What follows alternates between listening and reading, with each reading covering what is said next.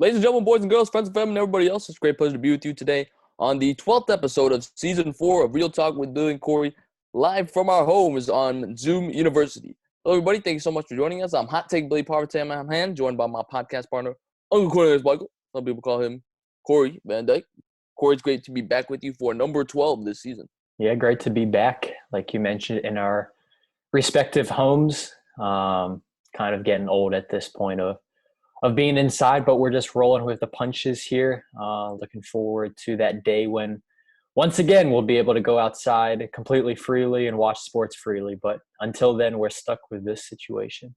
Yes, sir. We need sports, but even though we don't have any live games, we still have plenty to talk about. So let's get right to it. We'll first start with Major League Baseball, which, of course, was supposed to start its season on March 28th and has not done so, of course, because of this pandemic. Now, the big question is, when will baseball return? There's been a lot of scenarios that have been thrown out. We have discussed a previous idea that they had about looking at Arizona and basically quarantining all the teams and the personnel in Arizona and playing out the season. But Bob Nightingale of USA Today came out with an article a few days ago that, first of all, stated that baseball officials have been cautiously optimistic that the season will start in late June and no later than July 2nd, so right around July 4th. The goal is to play at least 100 regular season games. And not only that, this is something new that I think Corey will be interesting to discuss. They are considering a 3-division, 10-team plan in which teams play only within their division. And this concept, by the way, is gaining support among owners and executives. And it would abolish the traditional American and National leagues and realign the divisions based on the geography. And this, of course, has to be approved by medical experts and make sure that, there's plenty of testing to go around. But again, based off of that, you would essentially have the NL and AL East become a division, the West in the AL and the NL become a division, and the Central leagues collide as well. So again, to be cautionary, this is not something that's official. This is just one of the many ideas that they've thrown out there. But Corey, I'll give you a chance to respond. What do you think about this idea? Obviously, you would have a lot of different teams who you don't see play each other unless it's every couple of years, be able to play each other in this scenario.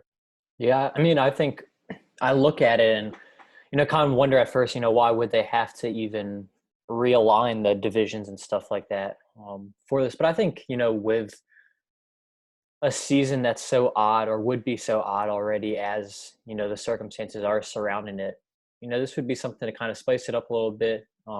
Something you look at too, where so many of these games would have had to be cut off anyway. I think we have kind of come to the conclusion that if the season were to go on, it would be some sort of shortened season, probably would not get the whole 162 regular season games. So this is something with this divisional realignment where, I don't know, I think it better places a scenario for that where, you're not having to get this certain amount of games in for all these teams in your division. Because like if, the Giants, I'll take them since I'm familiar with myself as a Giants fan, like they play, the Dodgers, the Rockies, the Padres, and what's the last team I forget, and the Diamondbacks, like 25 times each pretty much throughout the entire year. So you look at that and just the circumstances that it now comes into now with this realignment, you wouldn't have to, face all these teams 20 plus times during the year. It kind of spaces that out a little bit. And I think the important thing, the thing that spices it up a little bit too, is that it kind of creates these, I guess, like interleague rivalries that have been there. It kind of puts them in the same division. You look at teams like the Yankees and the Mets would be squaring off in the same division. You look at like the two Chicago teams, the White Sox and the Cubs would be squaring off. My Giants and the A's would be squaring off now in the Western Division. Of course, don't expect the Giants to be competing anytime soon, but the outlook is still there, I think, where it does kind of show that a unique, a unique setting for what could be potential with like we said, would be a shortened season for the 2020 season. I think it does have a lot of potential. I would love to see something like this that the MLB would do for the 2020 season. Yeah, I think at this point, it's unlikely we're going to get 162 games. But I have been saying that you need at least 100 games, I feel like, definitely not less than 81, which is half, to make it feel like MLB season. I mean, with 162 games normally, you can't just say, all right, let's just play 50 and determine a champion. I mean, you've got to still have a substantial amount of games, I feel like, in order to make it feel like a legitimate MLB season. I do like this idea for a number of reasons, like you mentioned, geographically. I would love to see the Nats play the Yankees, more times, or the Red Sox, or some of these premier American League teams.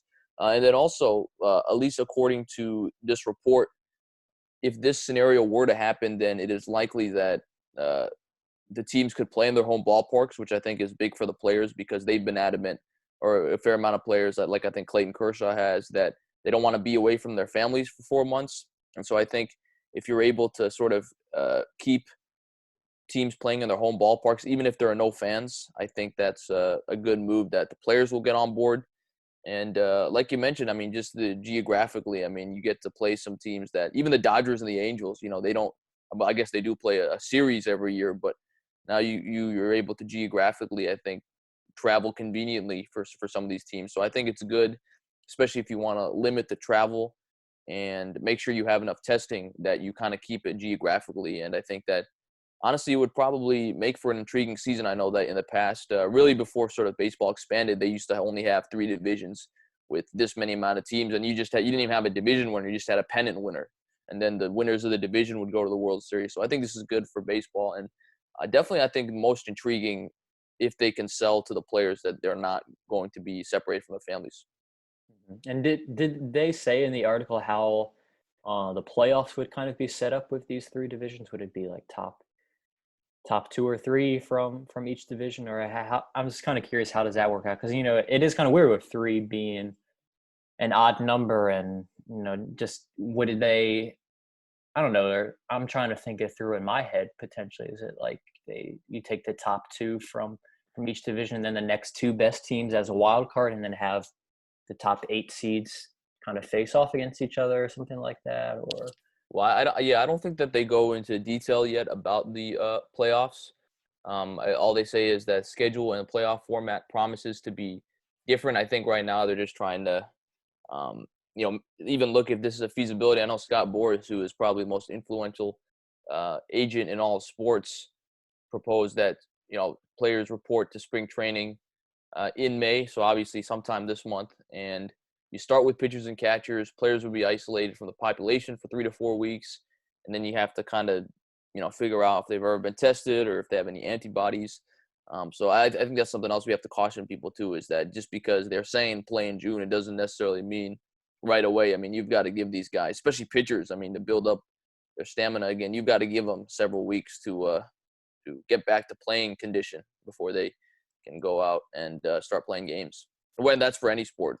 I do think, Corey, and I'd be interested to get your thoughts on this, because NFL, we're not gonna, I guess, that's still too far away to even figure out if they're gonna be able to play. And although the league has said that they're gonna be able to play, they are planning to start on time, I should say, this season. But someone made the point that the NBA is probably the easiest to be able to come back because they have so much less personnel. I mean, you don't have as many players as you would a baseball roster. And, just in terms of the pure amount of people that you have to deal with, probably not as hard for them to come back. Do you agree with that, or do you have a different take on that? No, I think it is probably the easiest to come back, because I think kind of the consensus around the NBA is you're going to come back and have maybe 2 weeks of the regular season left, something like that, and then go into playoffs from there. And I think, with how far into the season the NBA is, it kind of has the easiest solution where, you don't have to plan for this long-term season like you're doing with MLB, like you're doing with potentially the NFL into the fall and stuff like that. So I think the NBA probably has the easiest fix right now. And I know, this would be prime time even going on right now for NBA playoffs. I know me and you are both missing that kind of going on right now. So I would love whatever kind of solutions can be brought out there to bring back NBA as soon as possible, but we've also, maintaining the health solutions that have to go on and stuff like that. But I mean, I think, there's even like betting odds out there of which sport will return first. And I guess technically a sport that is returning is NASCAR is doing races pretty soon, but I think after that we'd have to look at probably the NBA would be the first in my guess. Yeah, I would agree with that. And also, when you think about the weather, I mean, NBA, not that it's going to happen, but I think theoretically you could, uh, like location doesn't matter as much as because you're playing inside. So maybe if you were able to pull it off, you could more easily, I think, be able to quarantine people in one location. Whereas baseball, we forgot with the Arizona proposal. I mean, you're going to be asking guys to play 4 months potentially in the Arizona summer, which can be upwards of 100 degrees every day. And so I just think overall it is likely that the NBA might have a chance to return first. But even then, they've been talking about how you still need to give guys a few weeks to even be able to get back to playing shape. So we'll see what happens. Again, the conversations continue on when sports will return. MLB coming out with another potential proposal, which definitely is interesting, but we'll see if it ends up carrying any fruition as we continue with this sort of wait and see with sports returning approach. But let's move on to the one thing that has kind of, I think, been exciting sports fans over these past few weeks, and that is the Last Dance documentary about Michael Jordan and the Bulls. We are now up to 5 and 6 have been completed, I think, of these episodes. So only 4 more. So we've seen the majority of the episodes. But Corey, I'll go to you. I think it's been 4 episodes have been released since our last podcast, technically speaking. So what's been your take on what we've seen so far? Of course, a lot of things going on, especially last night. You had Michael Jordan, a lot of focus on his off-the-court actions. He had focuses on Dennis Rodman and Phil Jackson. And so what were your thoughts on sort of what we've seen so far? Yeah, I mean, I think you look at it, and I tweeted out last night that like every hour we watch that, it's the fastest hour of the week, where the rest of the time we're just sitting around kind of trying to pass our time with meaningless activities around us and just go forward with our day to try to get to the end of it. And then, the Last Dance comes around. It's the quickest hour that goes by every week. And I think that really just shows even how many people are tuned in at the time. And it does feel like, it's back to normal of watching sports again when you're on Twitter and everyone is talking about that one topic and all these different things that are going on. I think for me, I think there's a couple takeaways, I guess, from these last 4 episodes. I think the one would just be how I think Dennis Rodman, we obviously know him for his kind of off the court antics and stuff like that, and just how he was this guy that's, a player that off the court people have never kind of seen someone like that before. But I think what was really shown was just like how off the court or on the court, how he was this standout player that the Bulls needed and Michael Jordan needed. And, a guy that, wasn't super tall, wasn't super, big like Shaq or anything like that. And he's leading the league in rebounds every year, grabbing on average like 18 rebounds a year. We don't even see that in the NBA today, just how crazy that kind of was, that look at Rodman and just what he meant to that Bulls team as a guy who I think knew his role. And that's something you don't see a lot of in the NBA today. A lot of guys that are happy with just a role like that, where they're not the focus of anything on the team. They're not the focus of a guy offensively, but they're just going to stick their nose in and be aggressive. And so I think, the guy we kind of talk about today in that is Draymond Green. But I think even, Rodman had a far different role than Draymond Green's, of course, and stuff like that. So I think that was interesting for me to see because, like we've said, we've heard these stories and stuff like that, but to actually like see it in action on there and to hear MJ talk about it and stuff, that was kind of a standout for me. I think episode 4, the thing that stood out to me was even how I didn't even know the whole story of Phil Jackson coming into the team, where Doug Collins was their head coach and, didn't do anything wrong, had gotten them to the playoffs every year, but just didn't get over the hump.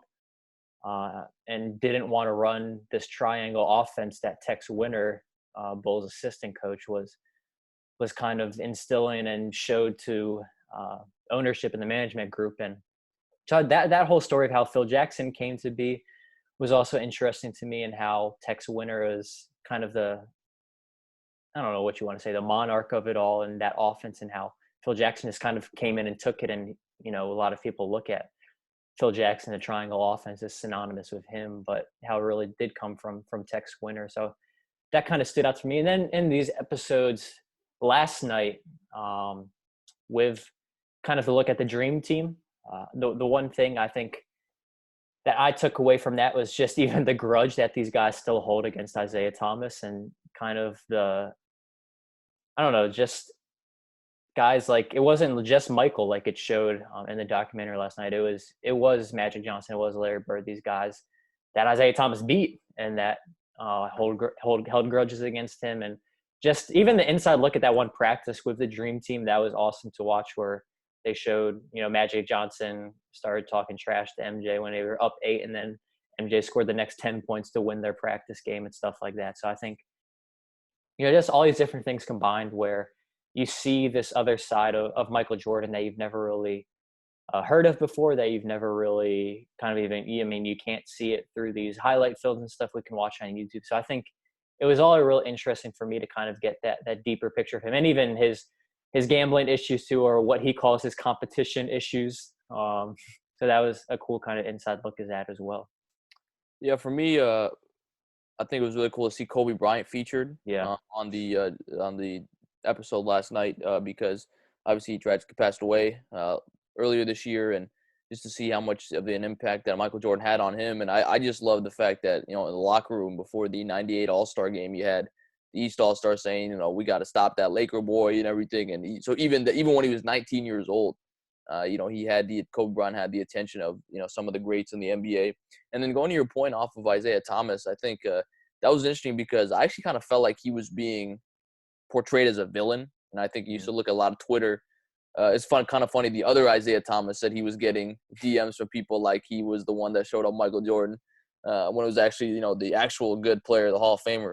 It actually made me want to go watch the Bad Boy Pistons 30 for 30, which I had never done. And I think there was a lot of overlap. And I highly recommend to people watching that 30 for 30, because you get sort of their side of the Bad Boy side of how they came about and how they became a great team. And someone else said this, Isaiah Thomas is the only player to beat Magic, Bird, and Michael Jordan in the playoffs. So I think that shows you his greatness.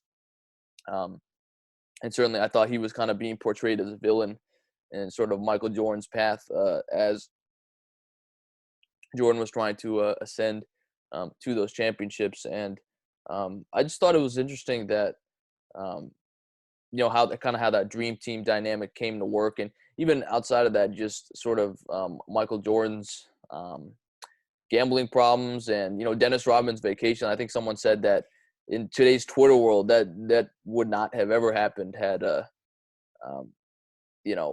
if people knew that on Twitter. I mean, there's no way that caught on to it. Yeah, for sure. And I think it also showed me, I think, the greatness of Phil Jackson as a coach. I think our most recent memories of him have been how bad of a job he did with the Knicks as their president of basketball operations. But I think it showed Phil Jackson's ability to sort of manage all the different personalities on those great teams, especially when he had 3 Hall of Famers. And I actually think it also speaks to coaching. People talk about, Phil Jackson had all these great players, Michael Jordan, Shaq, Kobe Bryant. But it's important to remember that those guys never won a championship without Phil Jackson, or not, at least not till he got there. So I think all those things being considered, it certainly made for a lot of different storylines in these episodes. Yeah, I think the one joke I saw on kind of circulating around Twitter and stuff too was, did Dennis Rodman kind of create load management? Is he the architect of load management with that vacation, all the stuff that was going on? So that gave me a good laugh when I saw that. And just all these other different things that you see on Twitter too. People are very creative. And like even that last night, that guy, that part cracked me up. The guy, the security guard or whatever, with the like Jerry curl in the back and stuff. And he does the shrug to MJ after he beats him in that gambling game where they're throwing a quarter against the wall or whatever. So just little funny moments like that too. That kind of give the documentary a good touch, I feel like. I do want to say this. I don't know if you might accuse me of hating, but I did see someone on Twitter that I think brought up a good point. People talk about when they're comparing LeBron and MJ. MJ has this mentality and, this clutch gene, so to speak, that LeBron doesn't have this killer mentality. But someone made the point that, and I think it kind of sort of came off that way, at least in the episodes last night, that Michael Jordan, after winning 3 NBA championships, was quote unquote burned out or feeling burned out, and LeBron made it to 8 straight finals. And so I don't know what your thoughts were on that. If you think I'm hating a little bit, but I'm like, I was saying, maybe I can see that point because, LeBron made 8 straight finals. And now he did load manage, to be fair, but I thought that was kind of an interesting take. I don't know what your thoughts were on that. I mean, I don't know. I think you can look at that and you can point that whatever way you want, but I think what I'm seeing too is just these different teams that MJ had to go up against, like the Pistons, the bad boy Pistons, and like these Knicks teams that were dominant in this era. So I think you look at that, and I think about LeBron's era of running through the Eastern Conference. The only team that really sticks out to me is the Celtics for those few years that they had the big three, quote unquote. But other than that, man, I'm trying to think back. It's like, was there really any good teams, in the East that LeBron had to run through? Because we always saw that, LeBron, of course, the argument between MJ and LeBron is always, MJ was 6-0 in the finals. LeBron was what, 3-5, 3-6, 3-5, yep, 3-5. So, I mean, I think you look at that, and that's always the argument against him. But I think, too, LeBron, I feel like he's always had a tougher finals opponent than MJ has had, but MJ has had harder opponents on the path through the Eastern Conference. So I don't know. I don't even know what my point is in that. I'm just trying to say that, like, it is so tough to compare these guys because they played in these different eras. They played in these different teams against these different teams and stuff like that. So too often I think we get in these arguments. We don't just sit back and appreciate the greatness of these two guys. We want to get in these arguments. Oh, who's better? Who's the GOAT? But if we just take them for what they are, we're always going to have those conversations because that's the classic sports debate, barbershop type debates. But yeah, I think this is really good for me to see kind of, and for like I've always said, the younger people like me and you to see, what was it that drove MJ and what was it, about him that people have, gone head and shoulders above to say that he's the GOAT. What makes them say that? And I think this is kind of showing a good point for some of that. And, you can then compare it with him and LeBron in these different areas.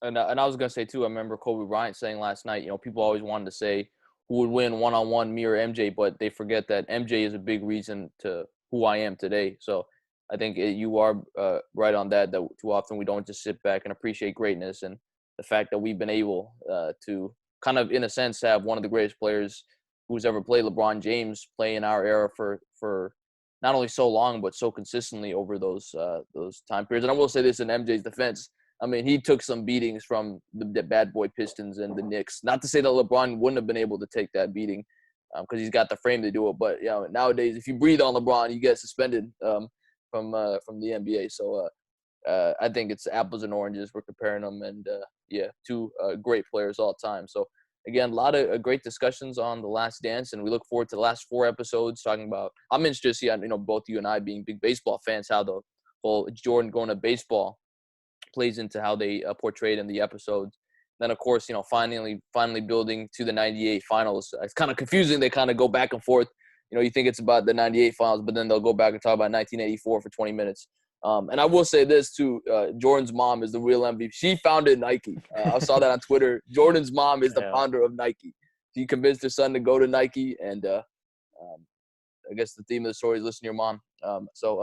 Yeah, and to that point, like, how much must Adidas and Converse be kicking themselves for not going into a deal with MJ too? When you look at this basically created Nike into what it is today, was Jordan signing that original deal, and those companies have always kind of been in the back seat to Nike. So I think that's a big what if moment that we always look back on too. Yeah, they definitely missed out, but another good discussion on The Last Dance, and of course the next 2 episodes premiere next week. Sunday night, 9 and 10 p.m. Eastern. But let's move on now to our Mount Rushmore edition. We've done baseball for the last few weeks, did the NBA before that. Now we're going to do the NFL, and we're going to do our quarterbacks. And we've actually decided to have it just be, because we had been splitting them up, one Mount Rushmore, the best we've seen, one Mount Rushmore, the greatest of all time. I had a good feeling that those two would sort of overlap in many ways into one. So we're just going to do best quarterbacks of all time. That can be who you've seen, maybe someone you haven't seen. But Corey, I'll start with you. 4 quarterbacks, who's on your Mount Rushmore? Number 1, I'm going to start with Tom Brady. Of course, now the Tampa Bay Bucks quarterback, Tom Brady, which will be truly a sight to see him walking out in that red and black and grayish color if we ever do get the NFL this fall. So I think I'm going to start with Tom Brady, of course, leading that Patriots dynasty, 6 Super Bowls. Really, I think there's no argument there that he's either 1 or 2 on people's list of quarterbacks all time in the NFL. Number 2, I said he's either 1 or 2. A lot of people debate between him and Joe Montana. Joe Montana, of course, had that electric career with the 49ers, won 4 Super Bowls there, and perhaps maybe the best 1-2 punch of all time with him and Jerry Rice, and just that unprecedented kind of run he had in the 80s and 90s, and really kind of set the stage of what a modern quarterback looks like today, I feel like, where they kind of first set an offense around him with the West Coast style offense, and how many NFL teams have come to model their own offense around that nowadays. So I think I have Joe Montana on there. Number 3, I'm going to go Peyton Manning. Mr. Manning, of course, won 2 Super Bowls. And I think he's an interesting case because a lot of people kind of always had put that against him, how he had only won that 1 Super Bowl against the Bears.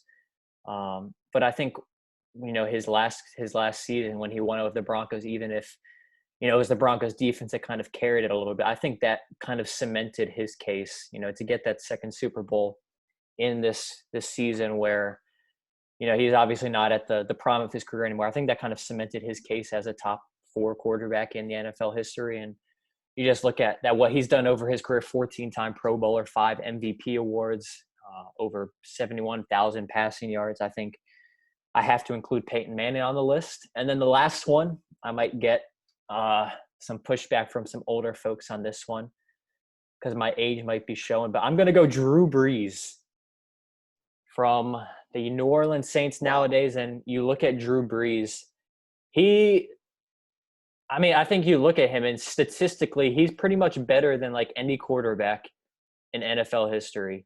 He has, he has the most passing completions, the most passing touchdowns, and the most passing yards. He's 3rd all time in passing rating. And I think, too, one of the things with Brees is just his career arc, where back with the Chargers, he had what they called a 1 in 5,000 type injury where his shoulder basically did a 360-degree turn, and many people thought his career ending at the time. His last game with the Chargers, and then he comes back with the Saints and he becomes this all-pro quarterback again.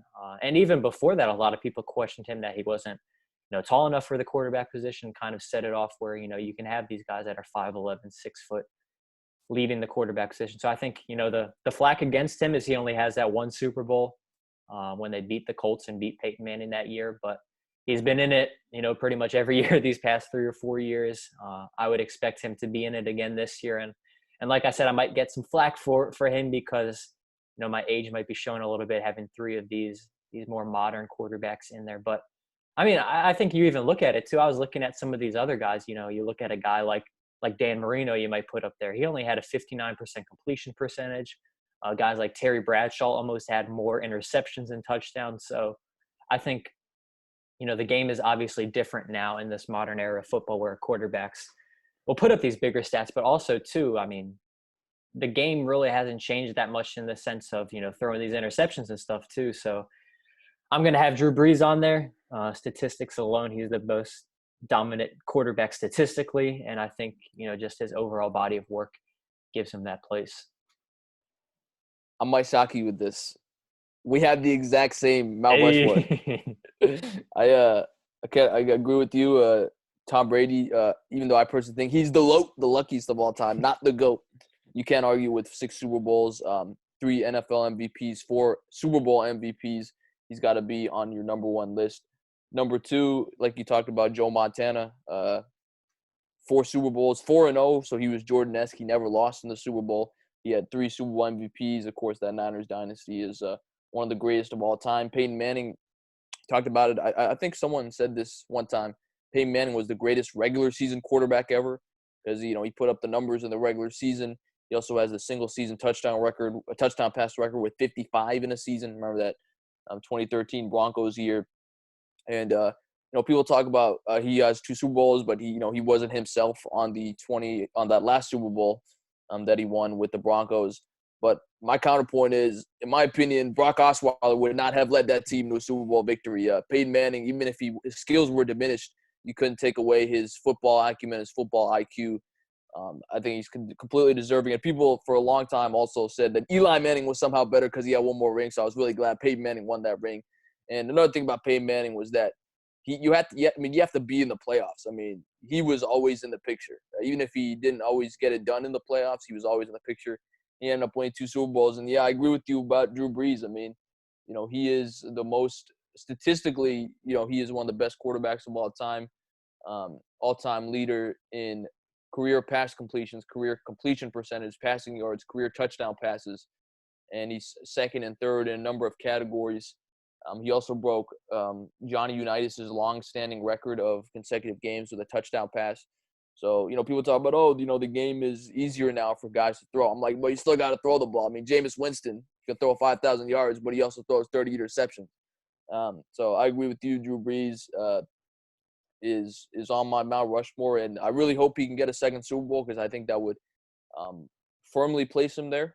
And I think, the Saints have a chance to do that this year, although they will be facing Tom Brady and the Bucs in their division as well. But I'm going to go with Drew Brees. So kind of shocking that we have the exact same Mount Rushmore. Don't see that too often, us agreeing all the way through. Yeah, but what I was going to ask you is who are some other guys that, honorable mention? Because I could think of, 2-3 guys off the top of my head that I would say pretty honorable mention. One name I would say is Brett Favre because he was really before Manning and Brees, the statistical guru. He had all the records, and he was also, people can't forget the Iron Man streak he had. I think it was like close to 300 straight games he started.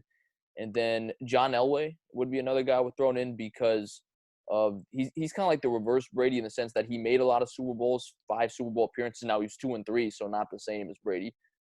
But, he was always, in the picture too. So I would say those 2 guys are probably 2 guys I would say are honorable mention.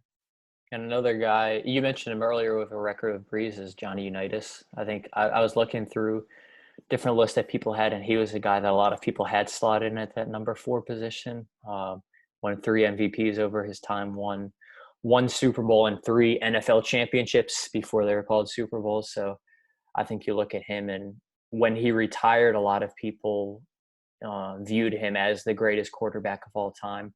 I think another guy too that, he doesn't have the Super Bowls and he doesn't have some of these other things that these other guys have, but I think perhaps the most talented guy to play the position, Aaron Rodgers, a guy we've gotten to see a lot of his career. And I think, a guy like, Brady or a guy like Manning obviously have all the stats to back them up. They have just kind of this lore around them. I think Rodgers is more talented than both of those guys, just hasn't had perhaps the program around, hasn't had, Belichick, his Belichick around him. Of course, they've gone to the playoffs all those years, but never really had, that team that kind of really put him over the top. And like we've even kind of went over last time in the podcast, I think that, the Packers never drafted in these past 15 years in the first round a skill player for him. The last one they did was him in 2005 to replace Favre. And then now in 2020, it's Jordan Love to replace him. So I think that kind of says a lot that he didn't really necessarily have the support around him. But I would argue perhaps the most talented quarterback we've seen.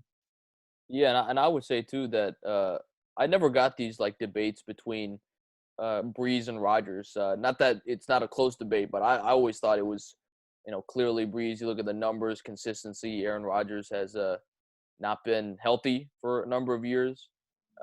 And Drew Brees has been able to sort of maintain that consistency and, play to 40 years old. I mean, we've talked about how Brady and Brees have been able to play to, past 40. I think it's a legitimate conversation whether or not Aaron Rodgers can do the same thing, considering that, he's been hurt and they drafted Jordan Love. So clearly the Packers don't think that he can play as long as as these other guys can. I would also throw in shout out to our friend Shamar, Ben Roethlisberger, in the sense that he's not statistically as good as some of these other guys, but 2 Super Bowl rings. It's hard to argue with that. And he's also been a guy that's been hurt, but he was a guy really until Lamar Jackson came along in the AFC North, was clearly the best quarterback in the AFC North for a while, even with Flacco in there. So Ben Roethlisberger would be another guy I'd throw in there as well. Yeah, and I think to coming up, the game is transitioning from those guys like like Roethlisberger, like Brady, to this now younger generation where it's the Lamar Jackson, it's the Patrick Mahomes, and I think 20 years from now we might have a whole different discussion of, man, is Patrick Mahomes that guy now? That's number one on the list, number two on the list. Obviously, a lot of things can go wrong in a career, but he's certainly on that trajectory now, as well as Lamar Jackson. I think both of those guys will go down into this discussion, like I said, 15, 20 years from now. And they're just really beginning their career. So interested to follow them along as well, in kind of this, like I said, this youth bloom that we kind of have in the NFL, where it's those guys and even Deshaun Watson kind of becoming the faces of the NFL quarterback nowadays. And I think Patrick Mahomes has the potential to be the greatest quarterback of all time. I don't want to jump the gun on that because we don't know, but think about it. He's already won a Super Bowl so young in his career. He's got the coach, Andy Reid. A lot of times a great quarterback has to have the coach. And, and then you think about the competition. I mean, really outside of Lamar Jackson and the Ravens, a few other teams, Tom Brady's gone to the NFC. I think the NFC is probably a tougher conference right now on paper. So, we'll see what happens with Mahomes, but I think he has the ability to really cement himself going forward if he's able to, knock on wood, have everything go his way, no injuries, and we'll see what happens. But, yeah, pretty rare. Me and Corey both agree our NFL Mt.Rushmore quarterbacks is Tom Brady, Drew Brees, Peyton Manning, and Joe Montana. So 3 of those guys we've actually seen. So I know some of the older people might hate on us, but, hey, too bad. So let's move on. Now, sticking with the NFL, wanted to kind of talk about what's been happening in some of the moves post the draft. Of course, we had the NFL draft last week. We did have a big discussion on that. But, Corey, want to get your thoughts on some other moves that have been happening in the NFL. Let's start with Andy Dalton signing with the Cowboys, a backup quarterback. We had a spirited discussion the other day. I was just kind of jumping in. It wasn't really me. It was you versus your roommate, Bassam, about is Andy Dalton going to come in and take Dak Prescott's job? I wouldn't go that far. But do you think that this move has any subtle messages behind it, or do you think it's strictly Andy Dalton's going to come in and be the backup quarterback for the Cowboys? No, I think you'd have to be ignorant to think that Andy Dalton will be the Cowboys starting quarterback over Dak Prescott. I think, this is really a move where the Cowboys have not had an NFL caliber backup over the past however long. They've been going with a guy named Cooper Rush the past couple of years, and I would not put any confidence in him to win a game. If, God forbid, Dak Prescott were to go down with an injury or anything along those lines, where, if you put in a Cooper Rush versus a guy like Andy Dalton, I think with Andy Dalton, you could certainly win a game or two, but with Cooper Rush, I don't see that happening. We've really even kind of seen the importance of having, a good backup quarterback lately. You even saw it with the Eagles winning their Super Bowl with a backup in Nick Foles. And that really was kind of this, a message saying you need to have a good quarterback in the waiting, in the wings, where he could come in and win a game, win you some games. And that's what the Cowboys now have with Andy Dalton. I'm not going to say, Andy Dalton's this game-changing quarterback or anything like that. But like I said, he gives you the chance to win games, and that's really what you need as a backup. You looked in years past, Cowboys have had guys like Mark Sanchez when he's well past his prime. Had guys like John Kitna to kind of throw Brandon Weeden, yeah. Even Matt Castle well past, his years. So I think this is a great move. And I think it will maybe even kind of spark, for Dak to get a deal done. To see, he has this guy in there now that if, he were to just continue to hold out, Cowboys could throw him in there and, not lose, I think, this huge drop off. It would be a drop off, but not something where you're going from a guy who's going to win you, maybe 2 or 3 games to a guy like Andy Dalton that I think could bring this team to an 8-8 record if he were to play all 8 games. So that's kind of where I stand now with it. I like the move. And yeah, looking forward to the Red Rocket, the Red Rifle now in Dallas and what he may bring. Yeah, to borrow a line from Stephen A. Smith, stay off the Whedon. But I do agree with you in the sense that, yeah, of course, Andy Dalton's not going to come in there and compete with Dak Prescott. But I do think maybe it is a subtle message, like you said, from Jerry Jones to Dak Prescott. Like, look, we have not paid you, a lucrative contract yet. They've been franchise tagging him. I do think it's maybe a message like, hey, just so you know, there is a competent backup, behind you. So I do think I'm not saying that Andy Dalton's going to beat out Dak Prescott, but I do think it is interesting that, they decide to make this move, given the fact that they haven't fully committed to Dak. They've been franchise tagging him. And so we'll see how that sort of impacts the Cowboys' decision-making going forward. Let's stay in the NFC East, though, and to talk about the Eagles, who, much to our friend Shamar's chagrin, made a decision to take Jalen Hurts in the second round of the NFL draft. Certainly a surprise to all of us, Corey, considering the fact that they have a guy like Carson Wentz, who just won the NFL MVP a few years ago, but like we talked about, has not been able to stay healthy. But what were your thoughts on that? I'm assuming you were shocked by it initially, but do you think it's a good move for the Eagles, and how do you think this sort of plays itself out? Yeah, I mean, we were certainly shocked when we saw that, but I think, it's facts out there that, out of the last couple of years, Carson Wentz hasn't been able to stay healthy for the full season, so you need to have a backup in place, and this is the Eagles kind of making that move. They don't have Nick Foles anymore, so they need a guy back there, and, people are going to argue, a second-round pick for a backup quarterback is a little early, but quarterback depth is one of the biggest things I think you can have in the NFL, just because of how much uncertainty there is with that position and what can go wrong. You need to have a competent backup. So I can't say it's a bad move. There's definitely going to be a lot of questions, of course, with Wentz signing that long-term contract, and he's not going to be certainly a quarterback that's going to come in and take that job from Wentz. But you look at him, and he could be a guy that I think people have already shown and said that, he might be a Taysom Hill type guy that does these different things at the quarterback position. And, Doug Peterson loves to show his offensive ingenuity a little bit like Sean Payton. So I think, you look at that and what he may bring in, that's really kind of how I think, that kind of whole situation comes to be now. And, Eagles fans won't be happy, but, like I said, Carson Wentz hasn't stayed healthy, so you need that backup plan in place, and that's what he's going to provide. I agree with you. I think it's a good move by the Eagles. Like you said, Carson Wentz has not been able to stay healthy, and I actually agree with you on this point in terms of people talk about Dak and Wentz, who's better. I'm like, well, Dak's better. He's been able to stay healthy, and I think that's part of your job is being able to do your job. And quite frankly, Carson Wentz has not been able to stay healthy a lot of times. I think you mentioned, I think he can come in, be a Taysom Hill like option, and I do think he's better than Taysom Hill though.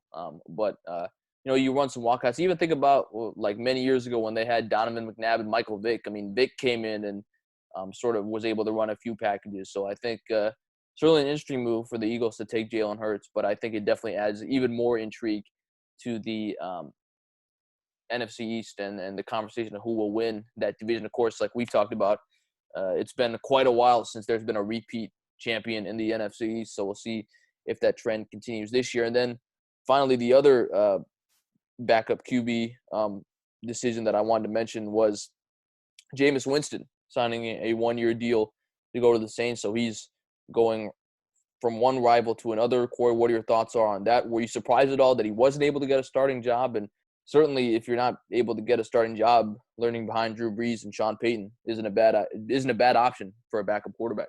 Yeah, and I think it was a step back for Jameis Winston. Obviously, he goes from this guy that, reports are kind of out there. He wanted $30 million to a guy who's now taking $1 million to play as the backup for this. $1 million for each pick. Yeah, and this does take a step of humility to do something like that. And I think it's good on Jameis Winston's part to go in.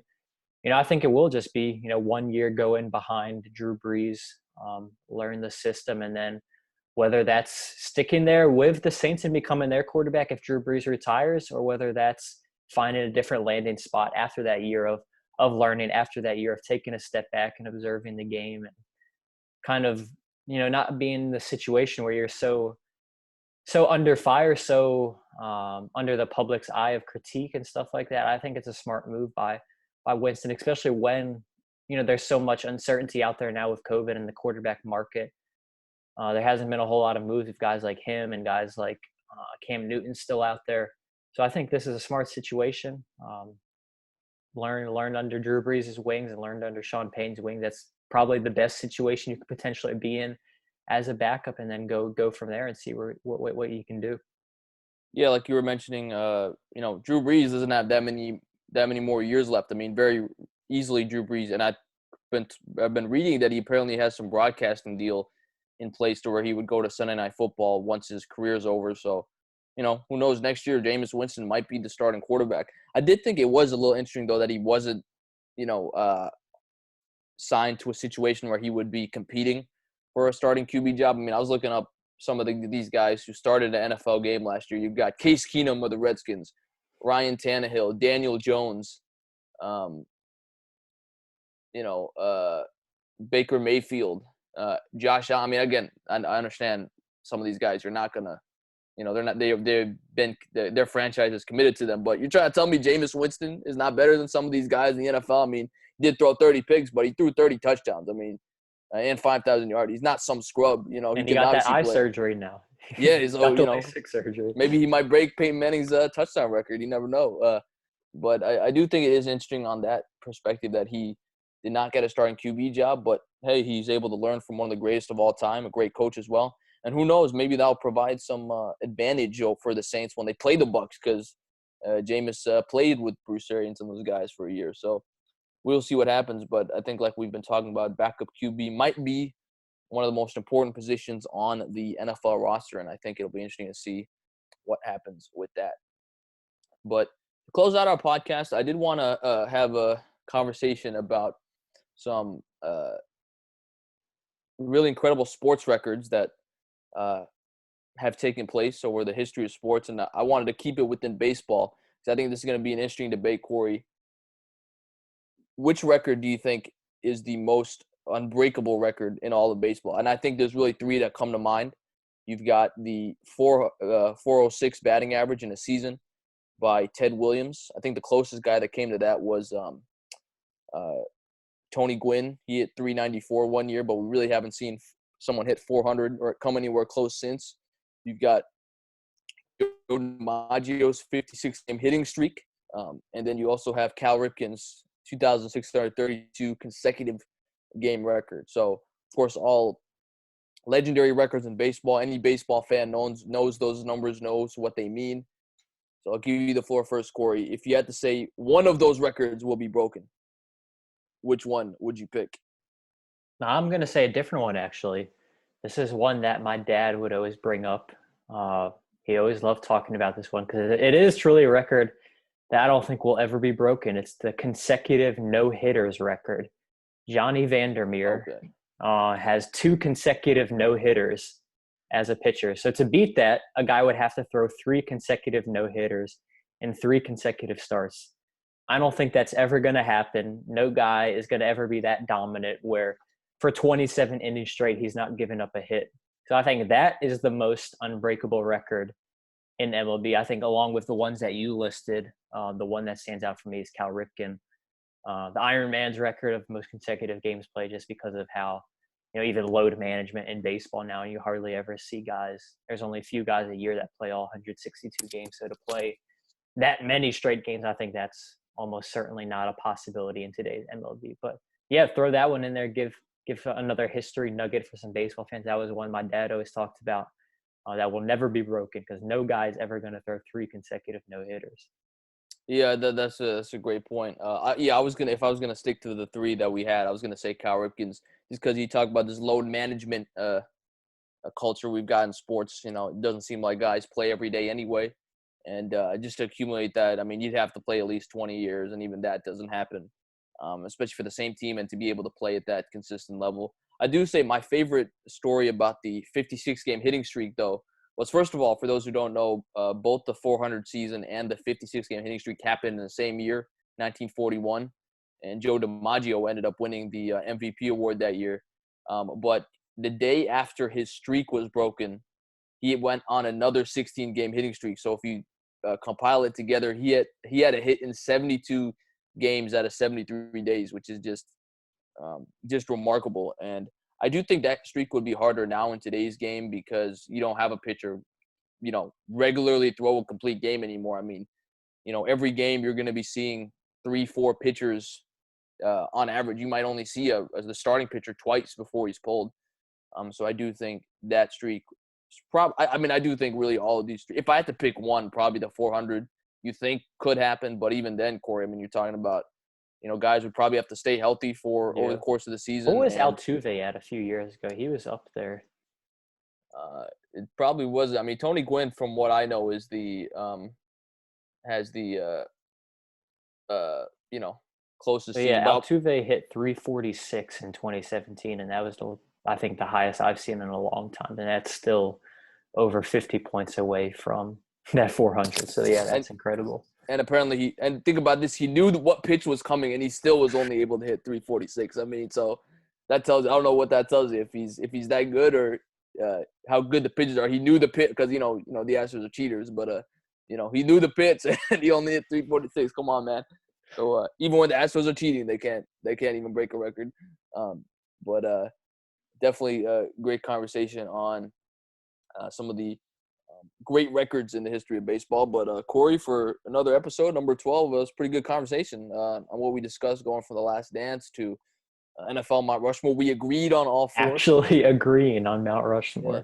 And I was shook when he said Drew Brees. I'm like, dang. The reason I reacted was not because I would disagree, but I'm like, dang, we actually agreed. Because that was the one where I was like, maybe we might disagree. But, talking about baseball and, of course, the NFL, some of the backup QB moves, it's another good podcast. For sure. And we'll get back to the sports one day. But in the meantime, we'll continue these Mount Rushmore. I think a good Mount Rushmore we could do maybe next time is top college quarterbacks we've seen, just their college career. Because I think – there's certainly a number of guys that never translate into the NFL that were just amazing college quarterbacks. So I think maybe we could do that one next week. Yeah, Virginia Tech will probably have something to say about college quarterbacks as well. And even college basketball players. I know there was a big debate recently about Michael Jordan being named, according to a recent poll, the greatest college basketball player of all time. And people saying, well, you're forgetting Kareem Abdul-Jabbar and Christian Laettner. So I think that would be an interesting topic to discuss as well. But thank you so much for joining us on the 12th episode of Season 4 of Real Talk with Billy and Cory, live from Zoom University. For my podcast partner, Uncle Cornelius Michael, Corey Van Dyke, I'm Hot Take Billy Parvatam on hand. We say so long to you for just a while. Have a great week, everybody. We'll see you next time. Love you 3000.